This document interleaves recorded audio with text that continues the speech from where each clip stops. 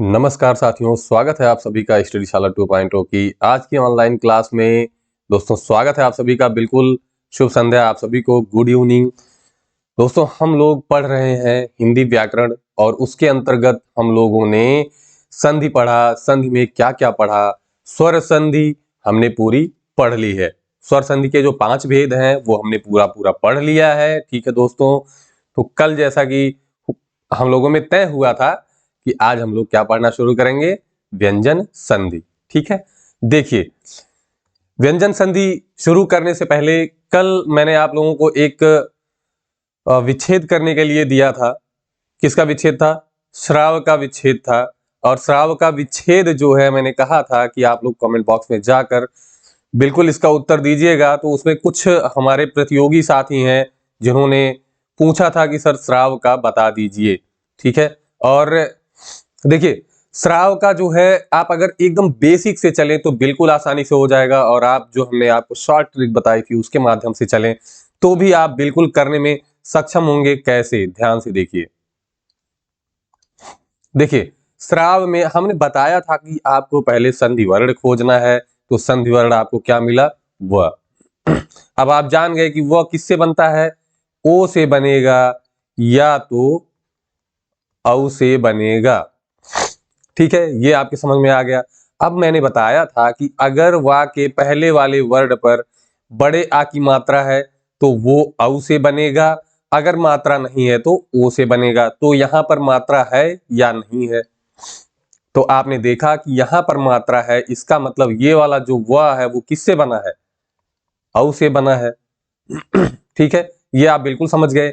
और हमने दूसरा जो स्टेप बताया था वो ये बताया था कि इस व से मतलब इस वर्ण से व या तो या जो भी है उससे स्वर को अलग कर लेना है, जो यहीं से आपका दूसरा पद बनेगा और इसके पहले वाला आपका प्रथम पद हो जाएगा। तो मैंने बताया था कि मात्रा को छोड़कर पहले इस वर्ण को पूरा पूरा लिख लेना है। स्रा हो गया, अब उस पे ये मात्रा लगा देनी है तो स्रव हो गया। और देखिए अब यहाँ व के बाद क्या बचा है? केवल और केवल आ बचा है, तो आपका विच्छेद क्या हो जाएगा? स्रव प्लस आ। ठीक है, देखिए यहां पर ध्यान से देखिए कि यहां जब इसको आप जोड़ने की कोशिश करेंगे तो आप बिल्कुल समझ जाएंगे। देखिए स्रा को आपने अलग कर लिया, आपका औ अलग हो गया, औ अलग हो गया और इधर आपका बचा आ।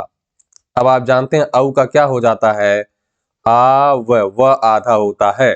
अब ये वाला आ व को पूरा करेगा, ये बड़ा आश्रा में जाकर लगेगा तो स्रा पे आ की औ की मात्रा हो जाएगी। सॉरी माफ कीजिएगा, ये औ, हाँ ठीक है, आव हो जाएगा। ठीक, देखिए ये उल्टा चलने लगे हम लोग ना। चलिए यहां देखिए अब देखिए जब स्रा यहां पर है, यहां से आपने अव को अलग किया तो अव का क्या हो जाता है? आव हो जाता है। तो जब आव जाकर स्रा में लगेगा तो ये मात्रा बन जाएगा स्रा, और इधर वाला व आप आकर पूरा कर देगा तो व।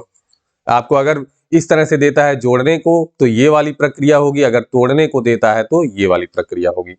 ठीक है, ये आप बिल्कुल समझ गए होंगे। अब हम लोग आज की क्लास शुरू करते हैं और यहां से हम लोग आगे बढ़ते हैं। देखिए हम लोगों ने संधि पढ़ा। संधि आप समझते हैं क्या है? संधि में बताया गया कि दो वर्णों का मेल होता है और वहां पर विकार होता है। दो वर्णों का मेल, ये आपने संधि में पढ़ा है। दोस्तों एक चीज आप समझिए कि मिलते तो दो शब्द हैं, देखिए ये प्रथम पद और ये द्वितीय पद, लेकिन जो विकार होता है वो इनके दो वर्णों में होता है। किसमें किसमें? प्रथम पद का अंतिम वर्ण और द्वितीय पद का प्रथम वर्ण। ठीक है, ये आप बिल्कुल समझ के रखिएगा कि जुड़ते तो दो शब्द ही हैं लेकिन विकार किसमें होता है? इन्हीं दो वर्णों में होता है। इसीलिए संधि में हम क्या पढ़ते हैं? केवल इन्हीं दोनों वर्णों को ही पढ़ते हैं। ठीक है दोस्तों, चलिए हमने संधि पढ़ लिया है, संधि की परिभाषा पूरी देख ली है। इसके बाद संधि के हमने कितने भेद देखे? 3 भेद। कौन कौन से? स्वर, व्यंजन, स्वर संधि, व्यंजन संधि और विसर्ग संधि। ठीक है, अब स्वर में आपने 5 भेद पढ़ लिए। 1 2 3 4 और 5। इसका नाम आप लोग खुद से लिखेंगे, ठीक है। इसमें हमने बताया था कि स्वर और स्वर जुड़ेंगे तब कौन सी संधि हो जाएगी आपकी, स्वर संधि। और विसर्ग में भी हमने बताया था कि विसर्ग के बाद या तो स्वर आए या व्यंजन आए, ये दो स्थितियां थी आपकी विसर्ग के लिए, ठीक है। अब हम बात करते हैं व्यंजन के लिए। चलिए अब हम शुरू करेंगे व्यंजन संधि। इत्मीनान से पढ़ेंगे, अच्छे से पढ़ेंगे, बिना जो है जल्दीबाजी किए पढ़ेंगे, ताकि व्यंजन संधि आपको समझ में आ जाए। देखिए दोस्तों, व्यंजन संधि तो प्रश्न में बहुत ही कम पूछता है। आप मान के चलिए कि व्यंजन और विसर्ग मिला के ज्यादा से ज्यादा 25 से 30% क्वेश्चन प्रश्न पत्र में आपके आता है, ठीक है। तो बात यहाँ पर आती है कि सर व्यंजन संधि क्यों पढ़ना, फिर उस 10% 20% के लिए व्यंजन संधि क्यों पढ़ना। तो आप इतना समझिए कि व्यंजन संधि का योगदान केवल और केवल संधि में ही नहीं है, इसका योगदान आपके वर्तनी शुद्धिकरण में भी है। अभी पीछे आपने देखा है कि वर्तनी से संबंधित बहुत से प्रश्न आए थे, जैसे आपका अभ्यारण्य। अब आप लोगों में से कितने मित्र ऐसे हैं जो इसको सही मानते हैं और कितने हैं जो गलत मानते हैं? कमेंट बॉक्स में जाइए और बताइए कि अभ्यारण्य सही वर्तनी है या गलत। बिल्कुल जाइए वहां पर बताइए कि ये सही है या गलत। एक और मैं लिख रहा हूं, देखिए, एक है अभयारण्य। इन्हीं दोनों में पूछता है कि वर्तनी शुद्ध करके बताइए कि कौन सी वर्तनी शुद्ध है। बिल्कुल इसको शुद्ध करके आप बताइएगा और मैं आगे चलता हूं, ठीक है। उसके बाद में देखता हूं कि आपने क्या किया है, सही क्या है, गलत क्या है, ठीक है। देखिए इसको अभी मैं हटा दे रहा हूं यहां से। तो आप समझ गए कि संधि का प्रयोग केवल और केवल नए शब्दों के निर्माण में ही नहीं आता है, वर्तनी शुद्धिकरण में भी इसका पूरा पूरा सहयोग रहता है कि आप समझ जाएंगे कि कौन सी वर्तनी सही है और कौन सी वर्तनी अशुद्ध है, ठीक है। चलिए अब हमने अभी अभी बात किया संधि में कि संधि में क्या मेल करता है। संधि में देखिए, एक तो प्रथम शब्द या प्रथम पद का अंतिम वर्ण ये वाला, और द्वितीय पद का प्रथम वर्ण मेल करता है, ठीक है। अब व्यंजन संधि में आपने देखा कि यहां पर या तो स्वर होगा और यहां क्या होगा, व्यंजन होगा। स्वर हो नहीं सकता, क्योंकि स्वर हो जाएगा तो ये संधि कौन सी हो जाएगी, स्वर संधि हो जाएगी।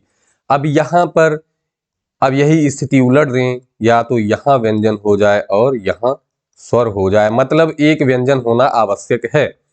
अब देखिए यहां पर या तो व्यंजन हो जाए और यहां भी व्यंजन हो जाए।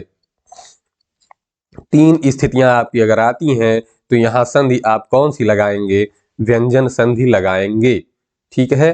देखिए प्रथम पद पर या तो स्वर या तो व्यंजन या तो व्यंजन, द्वितीय पद पर या तो व्यंजन या तो स्वर या तो व्यंजन आएगा। ये चीज आप बिल्कुल समझ गए हैं। अब इसकी परिभाषा अगर आपको लिखनी हो तो आप बिल्कुल लिख सकते हैं कि यदि प्रथम पद के अंतिम वर्ण के स्थान पर स्वर आए और द्वितीय पद का प्रथम वर्ण व्यंजन हो, तो उसके मेल से जो विकार संधि उत्पन्न होगी वो कौन सी संधि होगी, व्यंजन संधि होगी, ठीक है। या इसकी एक और परिभाषा आप अपने शब्दों में गढ़ लिख सकते हैं, अपने शब्दों में बना सकते हैं कि स्वर के बाद व्यंजन या व्यंजन के बाद स्वर, या व्यंजन और व्यंजन का मेल हो तो वहां पर जो विकार उत्पन्न होता है, संधि उत्पन्न होती है, वो कौन सी संधि होती है। आप बिल्कुल समझ सकते हैं कि व्यंजन संधि होती है। आपने व्यंजन संधि की परिभाषा भी देख ली, ठीक है। स्वर के साथ व्यंजन का मेल, या व्यंजन के साथ व्यंजन का मेल, या व्यंजन के साथ स्वर का मेल, ठीक है। अब हम लोग चलते हैं व्यंजन संधि के प्रकार। अब आप लोग सोचते होंगे कि सर जब स्वर का प्रकार है तो व्यंजन का भी प्रकार मिलना चाहिए। दोस्तों, मूल जो व्याकरण है उसमें आपको व्यंजन का प्रकार मिलेगा, व्यंजन संधि का प्रकार मिलेगा, लेकिन जो हिंदी में हम लोग पढ़ते हैं वो प्रकार नहीं पढ़ते हैं, उसमें केवल और केवल नियम पढ़ते हैं। इन नियमों में मूलतः 8 से 10 नियम आपको पढ़ने होते हैं, लेकिन उसके जो छोटे छोटे पार्ट होते हैं वो सारे मिलाकर 20 प्लस हो जाते हैं। और मैं ये कहूंगा कि जब आप संधि इतने अच्छे से पढ़ ही रहे हैं तो इन सभी नियमों को क्यों ना पढ़ लिया जाए। मैं शॉर्ट करने की कोशिश करूंगा, कम करने की कोशिश करूंगा, अगर हो पाता है तो उसको कम करके बताया जाएगा। चलिए, अब व्यंजन संधि शुरू करने से पहले एक बार आपको इस वर्णमाला के व्यंजनों पर, स्वरों पर नजर डालनी होगी। क्यों? क्योंकि इसका उपयोग आगे आने वाले नियमों में बहुत ही ज्यादा होने वाला है। ठीक है, देखिए, आप जानते हैं कि ये जो 5 लाइनें होती हैं व्यंजनों की, इसे कौन से वर्ण कहे जाते हैं? इसे हम कहते हैं स्पर्श व्यंजन या वर्गीय व्यंजन। स्पर्श या वर्गीय दोनों कहते हैं। क्यों कहते हैं? ये वर्णमाला में आप अच्छे तरीके से पढ़ चुके हैं। और देखिए कितने वर्ग हैं? 5 वर्ग। कितने वर्ग हैं? 5 वर्ग हैं। 5, जब भी हम वर्ग की बात करेंगे तो आप क्षैतिज तरीके से लेंगे। देखिए ये वाला हॉरिजॉन्टल जो होता है ये वर्ग हो जाएगा। मैं का वर्ग की बात करूं तो क ख ग घ ङ होगा। च वर्ग की बात करूं तो च छ ज झ ञ होगा। ऐसे ही टा वर्ग, ता वर्ग और पा वर्ग में इसके सामने के पांचों वर्ण गिने जाएंगे। और जब भी किसी वर्ग के प्रथम, द्वितीय, तृतीय, चतुर्थ या पंचम वर्ण की बात होगी तो आप ऊपर से नीचे की ओर स्तंभ रूप देखेंगे, अर्थात वर्टिकल देखेंगे, लंबवत वाला देखेंगे। ठीक है, देखिए अगर मैं कहूं कि क वर्ग का प्रथम वर्ण तो मतलब का, या कहूं कि सभी वर्गों के प्रथम वर्ण मतलब कि क च ट त प, सभी वर्गों के प्रथम वर्ण ये हो जाएंगे। मैं कहूं कि सभी वर्गों के तृतीय वर्ण तो कौन कौन से हो जाएंगे? ग, ज, ड, द, ब। ये समझना आपको अत्यंत आवश्यक है। ठीक है, और देखिए अंतस में आप जानते ही हैं कि य, र, ल, व, और उसमें आप जानते हैं कि श, श, स और ह। इतना आप बिल्कुल अच्छे से समझते हैं। ये आपको बिल्कुल याद रखना है क्योंकि इसकी आवश्यकता अभी आपको पढ़ने वाली है। ठीक है दोस्तों, चलिए अब हमको देखना है, ये आपने समझ लिया, इसको मैं बार बार दिखाकर बताना चाहूंगा, आपको समझाने की कोशिश करूंगा ताकि आपको आसानी हो जाए कैसे समझने में। ठीक है, चलिए एक चीज यहां और आप समझ लीजिए कि अगर मैं यहां पर 1 लिखता हूं तो आप समझेंगे कि सभी वर्गों का कौन सा वर्ण? प्रथम वर्ण। 2 का मतलब द्वितीय वर्ण, 3 का मतलब तृतीय, 4 का मतलब चतुर्थ और 5 का मतलब पंचम वर्ण। इतना आप समझ गए हों तो अब हम लोग व्यंजन संधि के नियम की तरफ चलते हैं। चलिए देखिए, अगर हम पहले नियम की बात करें तो पहला नियम आपका है कि वर्ग के पहले वर्ण का तीसरे वर्ण में परिवर्तन। ठीक है, और इसका जो नियम मैंने पहले से लिख दिया। देखिए किताबी ज्ञान आप जो लेते हैं उसको समझकर अगर अपने मन में बैठा लें तो फिर आसान हो जाता है। मैंने यहाँ पर किताबी ज्ञान लिख दिया है। अब किताबी ज्ञान आप ऐसे ही पढ़ के देखिए कितना समझ में आता है। यदि वर्गीय व्यंजन के प्रथम वर्ण, देखिए प्रथम वर्ण, अब जहां प्रथम वर्ण आया आप वहां तुरंत समझ जाएंगे कि प्रथम वर्ण मतलब सभी व्यंजन। वर्गीय व्यंजन की बात हुई मतलब सभी वर्ग, और प्रथम वर्ण की बात हुई मतलब क, च, ट, त, प। ठीक है, कि प्रथम वर्ण के बाद कोई स्वर आए अथवा किसी वर्ग का तीसरा या चौथा वर्ण आए। कौन सा? तीसरा या चौथा वर्ण। किसी भी वर्ग का मतलब पांचों वर्ग में से ये तीसरा और चौथा वर्ण अगर आए, मतलब ये पूरी लाइन अगर आए तो, अथवा य, र, ल, व, ह, अब ध्यान दीजिएगा ये पूरे अंतस्थ और इसमें से ह आए तो प्रथम वर्ण आप समझ गए कौन कौन से हैं, के स्थान पर उसी वर्ग का तृतीय वर्ण हो जाता है। तो उसी वर्ग मतलब का तृतीय वर्ण क्या होगा? ग होगा। चा का, यहां देखिए हलंत लगा रहेगा सब पे। ठीक है, चा का क्या होगा? चा, छ, जा, तीसरा वर्ण हो जाएगा। अब देखिए दोस्तों आपको कितना ज्यादा समझ में आ गया ये लंबी सी परिभाषा पढ़ने के बाद। अभी तो आपको लग रहा होगा कि सर ये क्या है, समझ में नहीं आ रहा है, इस तरह से तो किताब में भी लिखा है लेकिन समझ में नहीं आता है। तो दोस्तों अब यहाँ पर आज के बाद आपकी वो सारी समस्या समाप्त हो जाएगी कि सर समझ में नहीं आता है।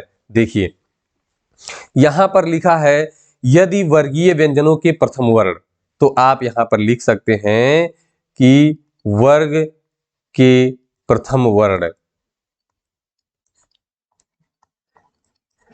अब लिखा है के बाद। अब देखिए ये जो इतना आपने लिख दिया है ये क्या होगा, ये प्रथम पद का अंतिम वर्ण हो जाएगा। अगर ये आपका प्रथम पद है तो यहाँ पर क ख ग क च ट त प में से कोई आएगा। के बाद मतलब इसके बाद जो इससे जुड़ता है, इसके साथ लगता है, वो कौन सा होगा, यदि कोई स्वर हो तो स्वर हो गया, या किसी वर्ग का तीसरा या चौथा वर्ण हो। तो हमने 3 और 4 लिखा, इसका मतलब तीसरा और चौथा वर्ण। कैसे, ऊपर से नीचे की ओर। वर्ग जब बात करेंगे तो क्षैतिज होगा, और किसी वर्ग का ये तीसरा चौथा वर्ण बात करेंगे तो ऊपर से नीचे की ओर मतलब लंबवत होगा। ठीक है, तीसरा या चौथा वर्ण। अथवा य र ल व, देखिए यहाँ य र ल व और ह मतलब क्या है, य र ल व अंतस्थ है और हा है। अब यहां ध्यान देने वाली बात है दोस्तों कि ये आपके लिए देखिए यहां प्रथम वर्ण के बाद इनमें से कोई भी आ जाए, ठीक है। अब ये भी आपको लंबा लग रहा होगा, तो इसको मैं थोड़ा सा और शॉर्ट करने की कोशिश करता हूं। अब पहले आप वर्णमाला पर चलिए और यहां आप बताइए कि आपने सघोष और अघोष पढ़ा है या नहीं। सघोष और अघोष बिल्कुल आपने पढ़ा होगा। तो आप बताएं कि सघोष में कौन कौन से वर्ण आते हैं। सघोष की बात हम करने वाले हैं यहाँ पर, तो आप बताइए कि सघोष में कौन कौन से वर्ण आते हैं। आप सहारा ले सकते हैं कि आपको अगर प्रथम वर्ण बताना है तो आप 1 लिख सकते हैं, द्वितीय वर्ण बताना है तो आप 2 लिख सकते हैं, तृतीय वर्ण बताना है सभी वर्गों का तो आप 3 लिख सकते हैं। ठीक है, बाकी अंतस्थ आपको बताना है तो आप आ लिख सकते हैं, और स्वर बताना है तो आप स्वर लिखना ही पड़ेगा। ठीक है, चलिए आप फटाफट से जाइए कमेंट बॉक्स में उत्तर दीजिए कि आप वर्णमाला देखिए मैं बहुत अच्छे से पढ़ा चुका हूं, तो आप जाइए और बताइए कि जो सघोष वर्ण है वो कौन कौन से होते हैं। जल्दी जाइए कमेंट बॉक्स में और तेजी से उत्तर दीजिए। दोस्तों अभी जो है यहाँ पर नेटवर्किंग की कुछ समस्या है, इसीलिए कमेंट पढ़ने की सुविधा नहीं हो पा रही है। जैसे ही यहाँ पर नेटवर्क इशू समाप्त होगा वैसे ही कमेंट यहाँ पर आपका लाइव पढ़ा जाना शुरू हो जाएगा, तो मैं आपसे सीधे सीधे जुड़ सकूंगा कि कौन कौन से हमारे मित्र हैं जो उत्तर दे रहे हैं और क्या उत्तर दे रहे हैं। ठीक है, वहीं से तो पता चलेगा कि कौन पढ़ रहा है और कौन केवल और केवल यहाँ आकर समय व्यतीत कर रहा है। ठीक है, देखिए दोस्तों समय बहुत ही मूल्यवान है, और दूसरी चीज ये कि चुनाव चल रहा है। जैसे ही चुनाव आपका समाप्त होगा सरकार बनेगी, ठीक है, नई या पुरानी जो भी बने सरकार बनेगी, उसके बाद आप मान के चलिए कि 2 महीने या उससे अधिक से अधिक 3 महीने के अंदर आपको किसी ना किसी वैकेंसी का नोटिफिकेशन जरूर मिल जाएगा, तो उसके लिए बिल्कुल आप तैयार रहें। चलिए आप सघोष अघोष बता चुके होंगे, अब यहाँ पर देखिए मैं यहाँ पर बता दे रहा हूं। सघोष में हमने बताया था कि यहाँ पर सा है, मतलब कि अब सा इसमें नहीं आएगा, तीनों सा हटा दीजिए, क्रम इसका बदल गया है, तो तीनों सा आप हटा दीजिए। ठीक है, अब बात आई आ है, यहां पर आघोष में आ है तो यहां पर आ मतलब अंतस्थ हटा दीजिए, मतलब सघोष में सा है तो सा नहीं रहेगा, अघोष में आ है तो अंतस्थ नहीं रहेगा, और हमने बताया कि अंतस्थ जहां भी जाएगा वो अपने साथ स्वर को भी लेके जाता है।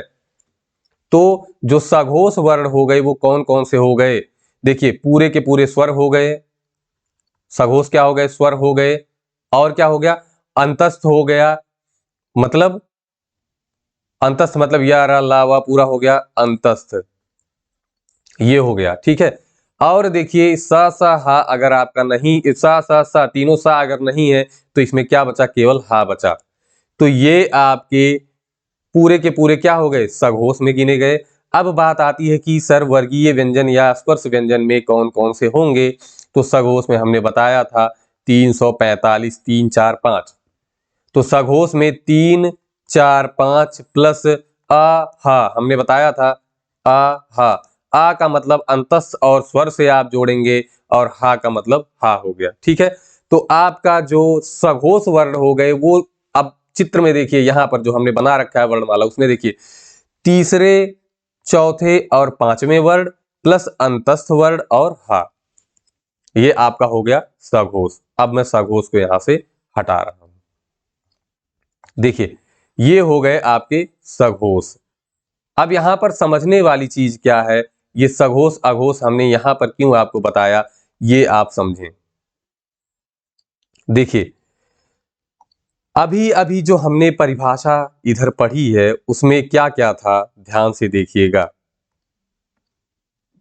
देखिए स्वर था, तीसरा और चौथा था, और हमने सघोष में क्या पढ़ा, स्वर पढ़ा, अंतस्थ और हा भी देखा।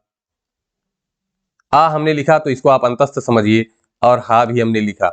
और यहाँ पर 3 और चौथा वर्ण है। यहाँ पर अंतस्थ में हमने क्या क्या देखा, तीसरा, चौथा और पांचवा वर्ण, और स्वर और अंतस्थ और हा, ये सघोष होते हैं। ये आपके हो गए सघोष। अब देखिए इसका और इसका आप मिलान करिए तो क्या मिला आपको, यहां पर केवल यही पांचवा वर्ण छोड़ दिया गया है। ठीक है दोस्तों, क्या किया गया, पांचवा वर्ण छोड़ दिया गया है, मतलब पंचमाक्षर को छोड़ दिया गया है बस। तो क्या हम इसकी जगह पर ये लिख सकते हैं कि सघोष,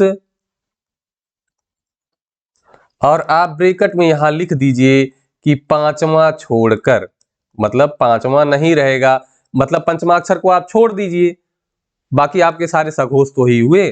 तो अब ये हम हटा दे रहे हैं यहां से। आप इसको लिख सकते हैं, क्या लिख सकते हैं, ध्यान से देखिए कि वर्ग का प्रथम वर्ण के बाद अगर सघोष, वो भी कैसे, पांचवा या पंचमाक्षर छोड़कर। ठीक है, अब इसको आपने लिखा कि प्रथम वर्ण के बाद यदि सघोष वर्ण आए, लेकिन उसमें शर्त क्या है कि पंचमाक्षर को छोड़ देंगे। अब पंचमाक्षर अगर यहाँ पर छोड़ रहे हैं तो इसका मतलब अलग से एक नियम बनेगा ही बनेगा। तो पंचमाक्षर को अगर हमने छोड़ दिया तो प्रथम वर्ण के बाद यदि सघोष वर्ण आए तो क्या होगा, तो जो ये प्रथम वर्ण है ये अपने अपने वर्ग के तृतीय वर्ण में बदल जाएंगे। जैसा कि आपने यहां देखा है कि उसी वर्ग का तृतीय वर्ण हो जाता है। ठीक है, मतलब जो प्रथम वर्ण है, मतलब अगर का है तो ये अपने वर्ग का तीसरा वर्ण किसमें बदल जाएगा, गा में बदल जाएगा। अगर चा है तो वो जा में बदल जाएगा, टा है तो डा में बदल जाएगा, ता है तो दा में बदल जाएगा, और पा है तो बा में बदल जाएगा। इतना आप ध्यान रखिएगा कि जो प्रथम वर्ण है, शर्त क्या है कि उसके बाद सघोष होना चाहिए पंचमाक्षर को छोड़कर। ये अब आपका नियम जो आपके सामने आ गया, बहुत ही शॉर्ट में आ गया है कि प्रथम वर्ण के बाद कोई भी सघोष आए तो केवल पंचमाक्षर को निकाल दीजिए, पंचमाक्षर का अलग नियम है। तो क्या हो जाएगा, प्रथम वाला जो वर्ण है वो किसमें बदल जाएगा, तीसरे में बदल जाएगा। देखिए जो प्रथम वाला वर्ण है ये किसमें चला जाएगा, तीसरे में परिवर्तित हो जाएगा। ठीक है, ये आप बिल्कुल समझ गए होंगे बहुत ही अच्छे तरीके से। अब चलिए, अगर कुछ कमी रह गई है, नहीं समझ गए हैं, तो यहाँ पर जैसे ही हम उदाहरण लिखेंगे आप उसको तुरंत समझ जाएंगे। लिखें, देखिए, चलिए देखिए यहां पर हम एक उदाहरण लिखने जा रहे हैं, जैसे दिक। अब देखिए ये का हमेशा स्वर रहित रहेगा, मतलब ये प्रथम पद का जो अंतिम वर्ण है वो हमेशा स्वर रहित रहेगा। धन विजय। अब आप बताएं, चलिए हमारे बहुत से विद्वान साथी हैं जो इसको जानते होंगे और कर सकते हैं, लेकिन यहां पर मैं कुछ दूसरा प्रश्न आपके सामने रखने वाला हूं। आप बताइए कि ये वाला जो द्वितीय पद है इसका प्रथम वर्ण क्या होगा। कमेंट बॉक्स में जाएं और जल्दी से बताएं कि इसका प्रथम वर्ण क्या होगा। आप प्रथम पद का अंतिम वर्ण तो जान रहे हैं कि क्या है, क है, लेकिन आप द्वितीय पद का प्रथम वर्ण बताएं कि यहां पर क्या है। द्वितीय पद का प्रथम वर्ण बताएं। चलिए जल्दी से कमेंट बॉक्स में जाइए और ये उत्तर दीजिए कि क्या है, द्वितीय पद का प्रथम वर्ण यहाँ पर क्या है। दोस्तों धीरे धीरे हम लोग चल रहे हैं, सीखते हुए चल रहे हैं। देखिए इतनी लंबी आपकी परिभाषा आपके 2 शब्दों में समाप्त हो गई, 3 शब्दों में। ठीक है, आपको अब केवल इतना ध्यान रखना है कि प्रथम वर्ण के बाद सघोष आए। क्यों, क्या छोड़कर, पंचमाक्षर को छोड़कर अगर सघोष वर्ण आता है तो क्या हो जाएगा, प्रथम वर्ण का तृतीय वर्ण में परिवर्तन हो जाएगा। ये आप बिल्कुल समझ गए होंगे। आप उत्तर दे रहे होंगे दोस्तों, मुझे पूरा विश्वास है। अभी तो मैं यहाँ कमेंट तो देख नहीं पा रहा हूँ, लेकिन आप लोगों में से बहुत से साथी का उत्तर ये व आया होगा और बहुत से साथी का उत्तर ई आया होगा। ठीक है, तो ध्यान दीजिए, जिनका उत्तर ई है वो गलत है और जिनका उत्तर वाह है वो सही है। वर्ण वियोजन हमने वर्ण विच्छेद बताया आपको कैसे, पहले व आएगा फिर ई आएगा, तब ये क्या मिलकर बन जाएगा, वी। ठीक है, वी का वर्ण विच्छेद आप करेंगे तो आधा व और ई मिलेगा। इसका मतलब क्या हुआ कि जो यहां पर प्रथम वर्ण हो जाएगा वो क्या हो जाएगा, वह हो जाएगा। ठीक है, अब आप देखिए वह जो है ये किस वर्ग का है, वर्ग तो है नहीं ये वर्गीय व्यंजन, तो ये कौन सा है, अंतस्थ है, अंतस्थ है ना। तो बात क्या हुई थी कि प्रथम वर्ण का, देखिए वर्गीय व्यंजन का प्रथम वर्ण है, इसके बाद शर्त क्या थी कि या तो तृतीय या चतुर्थ वर्ण आए, सघोष आए पंचमाक्षर को छोड़कर, तो वह क्या है, अंतस्थ है, और अंतस्थ क्या है, सघोष है। तो यहाँ पर हम ये प्रथम नियम बिल्कुल अप्लाई कर सकते हैं, लगा सकते हैं। तो अब देखिए अगर आप प्रथम नियम लगाएंगे तो यहाँ पर क है और इसके बाद व आया है, तो क आपका किसमें बदल जाएगा, अपने ही वर्ग का तृतीय वर्ण, क ख ग, तृतीय वर्ण क्या हो गया, ग। ठीक है, तो अपने ही वर्ग के तृतीय वर्ण में बदल जाएगा, तो किसमें बदल जाएगा, ग में बदल जाएगा। अब हम क की जगह पर क्या लिखेंगे, ग लिख देंगे और इधर वाले वर्ण में कोई परिवर्तन नहीं होगा। ठीक है, तो देखिए क की जगह पर आप ग लिख दीजिए, क्या हो गया, दिग और विजय। अब इसको आप जोड़ कर लिखिए तो क्या होगा, देखिए दिग्विजय।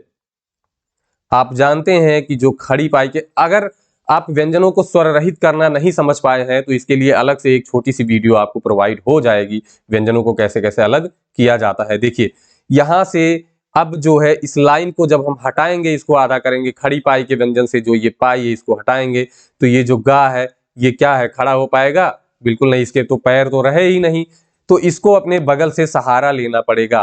तो वह इसको सहारा देता है और ई के तहत जोड़ लेता है, तो क्या हो जाएगा, दिग्विजय। ठीक है, तो आपका क्या समझ में आया कि दिक धन विजय क्या बन गया, दिग्विजय बन गया। ठीक है, अब आपके समझ में आ गया होगा। ठीक, अब चलिए यहां पर आपके लिए कई सारे उदाहरण हैं जो आपको करने हैं, हम इसमें से कुछ कराएंगे, बाकी आपको करने होंगे। देखिए वाक धन ईस, बात क्या हुई थी कि कोई भी, पहले तो आपको ये चेक करना है कि अच्छा ये भैया प्रथम वर्ण मिल गया हमको, ठीक है, वर्ग का प्रथम वर्ण मिल गया, तो यहाँ पर आप देखेंगे कि क्या यहाँ सघोष है, पंचमाक्षर तो नहीं है, तो हाँ भैया स्वर है, मतलब स्वर क्या होते हैं, सघोष होते हैं। तो क्या हम पहला नियम लगा सकते हैं, बिल्कुल लगा सकते हैं। तो देखिए का क्या हो जाएगा, गा हो जाएगा। अब यहाँ ध्यान से देखिएगा कि अब आपके पास का की जगह गा मिल गया और यहाँ पर ईश आपको जोड़ना है। तो जब ई यहाँ गा पर जाकर लगेगा तो गा को पूरा करते हुए अपनी मात्रा इसके ऊपर छोड़ देगा, तो क्या बन जाएगा, वा, गा पे बड़ी की मात्रा लग जाएगी और ये वाला शा, तो क्या बना, वागीश। ये प्रश्न बार बार परीक्षा में पूछा गया है दोस्तों। दिगंबर का आप कर सकते हैं, का है तो ये का को गा में बदल लीजिए। उसके बाद आप उत्तर दीजिएगा कमेंट बॉक्स में कि दिगंबर का क्या दिक धन अंबर का क्या होगा। यहाँ देखिए एक शब्द है शट धन आनंद, इसको मैं बता दे रहा हूं कि देखिए टा जो है क्या है, अपने वर्ग का प्रथम वर्ण है कि नहीं है, बिल्कुल है। तो पहली शर्त पूरी कि प्रथम वर्ण होना चाहिए, प्रथम वर्ण के बाद सघोष होना चाहिए, तो ये स्वर है, स्वर क्या है, सघोष है। ठीक है दोस्तों, अब देखिए ये व्यंजन और ये स्वर, तो जब व्यंजन और स्वर मिलते हैं तो कौन सी संधि, व्यंजन संधि। अब व्यंजन संधि में नियम आपको कौन सा लगाना है, ये प्रथम वर्ण है और इसके बाद सघोष आया है, तो आपका प्रथम नियम लग जाएगा कि क्या हो जाएगा, टा अपने वर्ग के तीसरे वर्ण में बदल जाएगा, तो टा ठा डा हो जाएगा, तो यहाँ पर डा हो गया। अब इसको जब आप जोड़ेंगे तो क्या हो जाएगा, खड धन आनंद। अब इसको आप जब आ यहां लगाएंगे तो क्या हो जाएगा, डा का हलंत हटेगा और इस पर एक मात्रा लग जाएगी और यहाँ क्या हो गया, षडानन। मतलब 6 हैं मुख जिसके। यहां पर देखिए दोस्तों एक चीज और आप यहां पर समझिए जो आपके लिए थोड़ी सी लाभदायक भी होगी, नई भी है। जब आप समास पढ़ेंगे तो वहां पर आपको मिलेगा बहुब्रीहि समास और वहां पर आपको मिलेगा खडानन। मतलब खट मतलब होता है 6, 6 हैं जिस मुख, 6 हैं मुख जिसके, अर्थात 6 मुख वाले। तो 6 मुख वाले क्या होते हैं, खडानन हो जाएंगे। और वो कौन है, वो भगवान शिव के पुत्र हैं कार्तिकेय। ये कार्तिकेय की पर्यायवाची भी है और उसमें जो आपको समास मिलेगा बहुब्रीहि समास भी मिलेगा। ठीक है, तो यहाँ पर आपका देखिए शब्द कैसे कैसे तैयार हुआ, खडानन षडानन जो होता है 6 है मुख जिसके बहुब्रीहि समास हो गया और किसका पर्यायवाची है, कार्तिकेय का पर्यायवाची भी है। अब देखिए दिक धन विजय, ये तो आपको बता दिया गया है। सत धन आचार, ये भी आप बड़े आसानी से कर सकते हैं। देखिए इसमें सब आप कर ले जाएंगे। ता वाला देखिए क्या होगा, ता अपने वर्ग के, देखिए पहले तो आप पूरा कर लीजिए कि हाँ यहाँ घोष है कि क्या है, सघोष है कि नहीं है, प्रथम वर्ण है कि नहीं है। तो ता आप अपने वर्ग के तीसरे वर्ण में ता था, दा में बदल गया, दा में बदल गया, तो ये हो गया उद और यहाँ है योग। तो आप इसको जब जोड़ेंगे तो ये आधा दा हो गया और योग उद्योग, और दा और या को आप मिलाकर किस तरह से लिखते हैं, इस तरह से लिख देते हैं और इसके पहले उ लग गया, तो आपका क्या बना, उद उत धन योग क्या हो गया, उद्योग हो गया। अब देखिए ये वाला जो वर्ण है जगत धन आनंद, ये वर्तनी में पूछा जाता है। कैसे, यहां आपको दे दिया जगतानंद, तो आपको लगेगा कि भैया यही तो सही है, जगत का आनंद जगदानंद। लेकिन आप समझें कि जो ता वर्ण है संधि आप करेंगे तो ये ता किसमें बदल जाता है, दा में बदल जाता है। ता था दा तीसरे वर्ण में बदल गया, तो ये जब आ आकर दा में लगेगा तो क्या हो जाएगा, जगदानंद हो जाएगा। इसको आप ध्यान से समझिएगा। ठीक है, वैसे ही ऋग्वेद आपका है, देखिए ऋक धनवेद ऋग्वेद हो जाएगा। ठीक है, तो का किसमें परिवर्तन हो जाएगा, गा में परिवर्तन हो जाएगा। इतना आप समझ गए होंगे। अब देखिए दोस्तों ये आपकी पहला आपका नियम जो है वो समाप्त हो गया। अब हम लोग बढ़ते हैं, अभी हमारे पास समय है थोड़ा सा, तो क्लास देखिए थोड़ी सी लंबी होने वाली है लेकिन आपको समझ में आएगी। आपको व्यंजन संधि दोबारा पढ़ने की जरूरत नहीं पड़ेगी। ठीक है, आप इतना समझ गए होंगे कि क्या क्या है, वागीश का समझ गए कि वाक धन ईस हो जाएगा। इसको जब तोड़ना होगा तो आप उसी का विपरीत करना शुरू कर दीजिएगा। ठीक है, यहाँ तृतीय वर्ण आपको दिखा, वैसे तोड़ने के लिए तो बहुत कम पूछता है, संधि ही पूछता है, तो आप यहाँ से जान जाएंगे कि कैसे है। जैसे देखिए गा है मतलब तृतीय वर्ण है, तो आप जानते हैं कि तृतीय वर्ण कब बनता है, जब प्रथम वर्ण का मेल किससे होता है, किसी घोष से या सघोष वर्ण से होता है। तो आप गा समझिए, गा कब बनेगा, जब प्रथम वर्ण होगा मतलब का होगा, और उसके बाद तो आपको कुछ करना ही नहीं है, ई से यहाँ पर आपका मिल ही जाएगा बस। तो वाक धन ईस आप तोड़ भी लेंगे। चलिए अब हम बढ़ते हैं अपने अगले नियम की तरफ। हमारा अगले नियम की जो भूमिका थी वो यहीं पर बन गई थी कि पांचवें को छोड़कर, जैसे ही बात आई कि पांचवें को नहीं जोड़ेंगे, पंचमाक्षर नहीं जोड़ेंगे, तो वहीं से एक नियम बन जाएगा कि जब पंचमाक्षर आया तो प्रथम वर्ण के बाद पंचमाक्षर आया तो हमारा जो दूसरा नियम है वो यही बनेगा कि अगर देखिए दूसरा नियम जो है पहले वर्ण का पांचवें वर्ण में परिवर्तन। तो यहां इसको अभी आप किनारे करिए, आप ये देखिए जो नियम है, यदि वर्गों के प्रथम वर्ण, तो आप समझ गए, तो आप इसको शॉर्ट में किया आपने, प्रथम वर्ण। अब हम यहाँ प्रथम वर्ण भले लिख रहे हैं लेकिन आप ध्यान दीजिएगा कि ये प्रथम पद का अंतिम वर्ण होगा, ठीक है। प्रथम वर्ण के बाद अनुनासिक या पंचमाक्षर, अनुनासिक वर्ण आप जानते हैं कौन से होते हैं, सभी वर्गों के जो पांचवें वर्ण होते हैं वो क्या होते हैं, ये वाले, यही होते हैं अनुनासिक, और इन्हीं को हम क्या कहते हैं, पंचमाक्षर भी कहते हैं। अनुनासिक या पंचमाक्षर, पंचमाक्षर क्यों कहते हैं, क्योंकि ये पंचम अक्षर होते हैं, इसीलिए हम इन्हें क्या कहते हैं, पंचमाक्षर कहते हैं, ठीक है। चलिए अब देखिए यहां पर आप क्या लिख सकते हैं, सब अनुनासिक या पंचमाक्षर, ठीक है। पंचमाक्षर आए तो यहां पर लिखा है प्रायः न या म, न म। अब आपने देखा कि पंचमाक्षर में केवल और केवल न और मा तो है नहीं, ठीक है, न और मा ही तो है नहीं केवल। एक मिनट दोस्तों, देखिए पंचमाक्षर में केवल न और मा तो है नहीं, कौन कौन से हैं, ङ भी है, ञ भी है और ड़ा भी है, न और मा तो है ही।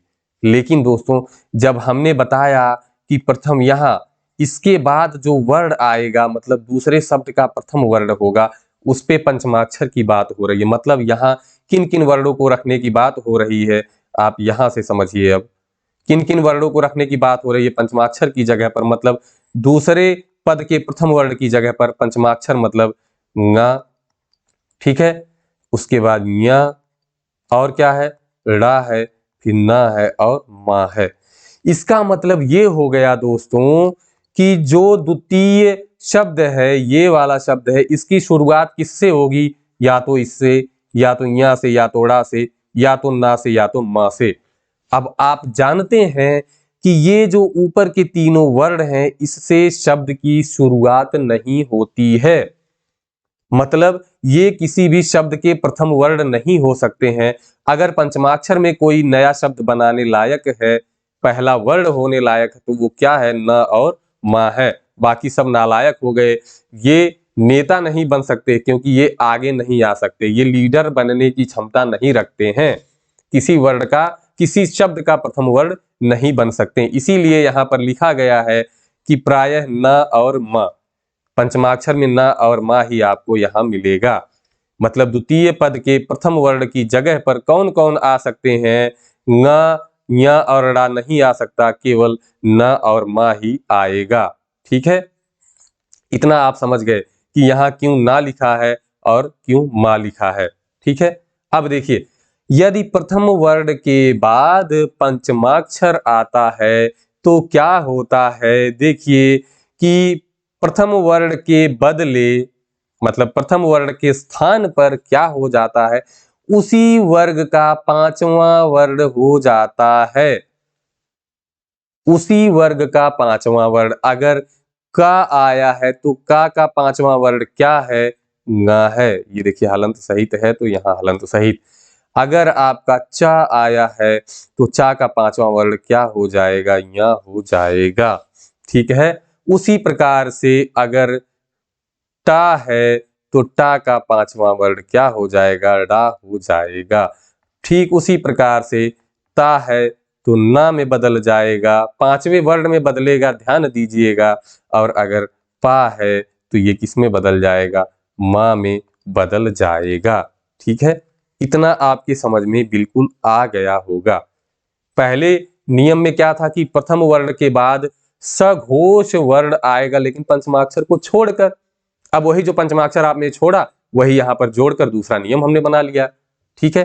तो दूसरा नियम क्या बना, प्रथम वर्ण के बाद यदि पंचमाक्षर आता है तो जो प्रथम वर्ण है अपने वर्ग के पंचमाक्षर में बदल जाता है, ठीक है। ये आप समझ गए होंगे बिल्कुल अच्छे तरीके से। अब चलिए इसका एक उदाहरण आपको देकर हम समझाते हैं। जैसे देखिए, मान लीजिए आपके पास है चिन्मय, क्या है, चिन्मय नहीं, आप आसान सा पहले समझिए, वांग्मय आप समझिए। आपके पास है वाक धन मय, आपको इसकी संधि करनी है। तो आपने क्या देखा कि यहां पर का है, मतलब प्रथम वर्ण मिल गया आपको, ठीक है। उसके बाद आपने जो यहां वाला द्वितीय पद का प्रथम वर्ण देखा, तो ये क्या है, म है, और म क्या होता है, पंचमाक्षर। क्या होता है, पंचमाक्षर होता है। तो जैसे ही आपने देखा कि पंचमाक्षर है, तो इसका मतलब का किसमें बदल जाएगा, पांचवें वर्ण में बदल जाएगा। और का पांचवा वर्ण क्या है, ङ है। तो का किसमें बदल जाएगा, ङ में बदल जाएगा। तो आप इसको कैसे लिखेंगे, वांग, और ये क्या है, मय। तो आपका वर्ण जो शब्द बन जाएगा वो क्या बन जाएगा, वांग्मय, वाक धनमय वांग्मय, ठीक है। चलिए अब यहां पर कुछ उदाहरण के माध्यम से समझते हैं हम लोग कि अगर आपको दिया है सत धन मार्ग, ठीक है, तो आपने देखा कि ये प्रथम वर्ण है, हाँ सर प्रथम वर्ण मिल गया आपको। जैसे ही प्रथम वर्ण मिला तो आपके मन में लालच आई कि अब तो पहला या दूसरा नियम लगा देना है। तो पहला दूसरा नियम लगाने के लिए क्या करना है, आपको दूसरे शब्द का प्रथम वर्ण देखना है कि क्या है, सघोष पंचमाक्षर को छोड़कर है या पंचमाक्षर है। तो आपने देखा कि सर ये तो पंचमाक्षर है।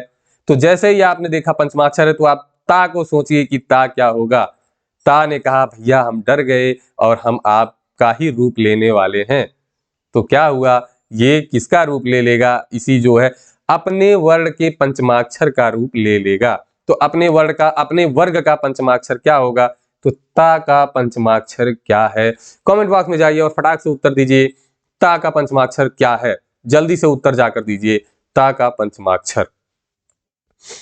बेहतर तरीके से आप समझ रहे हैं, मुझे खुशी है कि आप लोग इतने तन्मयता के साथ पढ़ रहे हैं और बिल्कुल सारी चीजों को समझ रहे हैं। तो ता का पंचमाक्षर आप जाकर बताइए, ता वर्ग का पांचवा वर्ण कौन सा होगा। देखिए दोस्तों, ता वर्ग का जो पांचवा वर्ण है वो आपने देखा है त, थ, द, ध, और पांचवा आपका आया ना। अब देखिए ना को लिखते समय ध्यान रखिएगा कि ये हलंत सहित और स्वर रहित है, ठीक है। अब देखिए यहाँ पर आपका था स, अब ता की जगह ना हो गया और यहाँ पर है मार्ग। अब जब आप जोड़ेंगे तो ये ना खड़ी पाई का वर्ण है, मतलब जब आधा ना को यहाँ जोड़ेंगे तो ये खड़ी पाई हट जाएगी। देखिए व्यंजनों को आधा करना आपको आज ही हो सकता है वो वीडियो मिल जाए, ठीक है, तो आप जाकर चैनल पर देख सकते हैं।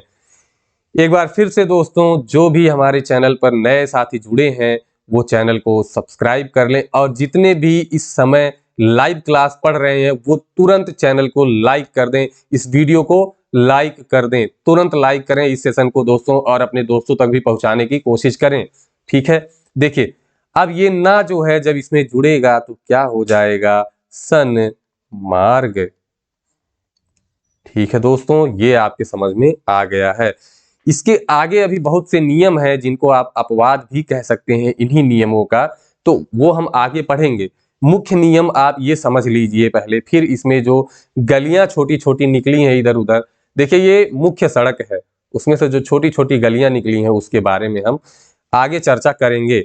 अब देखिए उत धन नति, तो इसी तरह आप कर लेंगे। देखिए आपका प्रथम वर्ण क्या है, ता है, तो ये प्रथम वर्ण हो गया वर्ग का।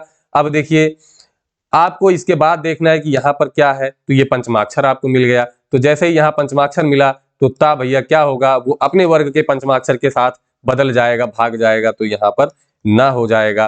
तो ये आपका क्या हो जाएगा, उन्नति। अब यहाँ खट मुख, इसकी बात आप समझ लीजिए। देखिए माँ क्या है, पंचमाक्षर है, और टा अपने वर्ग का प्रथम वर्ण है, तो टा किसमें बदल जाएगा, टा ठा डा, डा में बदल गया। तो आपका षडमुख हो गया, श और ये ड और यहाँ मुख, षडमुख हो गया। अब फिर बात आई, यहाँ पिछले में आपने पढ़ा था षडानन, मतलब छह है, आनन मतलब मुंह होता है, और यहाँ भी वही चीज है, खट खड षड धन मुख, मतलब छह हैं मुख जिसके, अर्थात कार्तिकेय, और समास आपका हो जाएगा बहुव्रीहि। और देखिए खटमास भी है, आप इसे भी कर सकते हैं। जगन्नाथ, ठीक है, ये आप जगत धननाथ आप करेंगे तो क्या हो जाएगा, जगन्नाथ हो जाएगा। ठीक है, इसको आप करके देख लीजिएगा, करके बताइएगा, हमें भी बताइएगा आप कमेंट बॉक्स में जाकर। ठीक है दोस्तों, मैं देखता हूं कि कमेंट बॉक्स में उत्तर बहुत कम लोग देते हैं, तो जो भी यहाँ पर उदाहरण आपके लिए छोड़ा जाता है तो उसका उत्तर आप कमेंट बॉक्स में, कौन सा कमेंट बॉक्स, लाइव चैट का कमेंट बॉक्स ना हो, वो नीचे वाला कमेंट बॉक्स हो, लाइव चैट बंद करके आप उत्तर दिया करिए। अब चितमय, चित धनमय देख लीजिए, तो ता किसमें, देखिए ये माँ पंचमाक्षर, ता प्रथम वर्ण, तो ता किसमें बदला, ता था दा धा ना, अपने पंचमाक्षर में बदल गया, तो आप फिर से कह लेंगे चिन्मय। ठीक है, अगर इसी को तोड़ने के लिए आपको दिया जाए, जैसे मान लीजिए सन्मार्ग है, ठीक है, तोड़ने के लिए दिया गया, तो आप बिल्कुल ध्यान रखिएगा कि जहां दो पंचमाक्षर वर्ण आपको मिले, एक पूरा और एक आधा, जहां दो पंचमाक्षर वर्ण एक साथ मिले, एक पूरा और एक आधा, तो आप वहां तुरंत ये नियम समझ जाएंगे कि ये पंचमाक्षर था, इसी के अनुसार यहाँ वाला जो वर्ण रहा होगा वो ना में बदल गया, मतलब अपने पंचमाक्षर में बदल गया। तो आप बिल्कुल सोचिएगा कि ये ना किस वर्ग का है, ता वर्ग का है, अर्थात यही ता किसमें बदला होगा, ना में बदला होगा। कब, जब इसके बाद माँ आया होगा तो। ठीक है, तो यहाँ मार्ग बचा आपके पास, और ये ना किसकी किसमें बदल जाएगा, ता में बदल जाएगा, तो आपका सत धन मार्ग, सन मार्ग, इसी का उल्टा कर देना है। अगर आपको तोड़ने के लिए दे तो आप यहाँ पर संधि वर्ण ढूंढें, और अगर आपको जोड़ना हो तो बिल्कुल आप सीधे सीधे नियम के तहत चलकर जोड़ सकते हैं। ठीक है दोस्तों, अब आपको अगर ये क्लास समझ में आई हो तो बिल्कुल कमेंट बॉक्स में जाएं और वहां पर बताएं कि आपको कैसी लगी ये क्लास। ठीक है दोस्तों, आज के लिए इतना ही। जो भी साथी चैनल पर नए हैं, चैनल को लाइक करें, सब्सक्राइब करें, कमेंट में जाकर उत्तर दें। डिस्क्रिप्शन बॉक्स में टेलीग्राम चैनल का लिंक दिया गया है, उस लिंक पर आप जाएं, उसको ज्वाइन करें, जिससे कि आप टेलीग्राम चैनल पर हमारे आ जाएंगे, और जो भी नोटिफिकेशन रहेगा वो आपको टेलीग्राम चैनल पर मिलता रहेगा। ठीक है दोस्तों, आज के लिए इतना ही। धन्यवाद, जय हिंद, शुभ रात्रि। चलिए दोस्तों, मिलते हैं अगली क्लास में।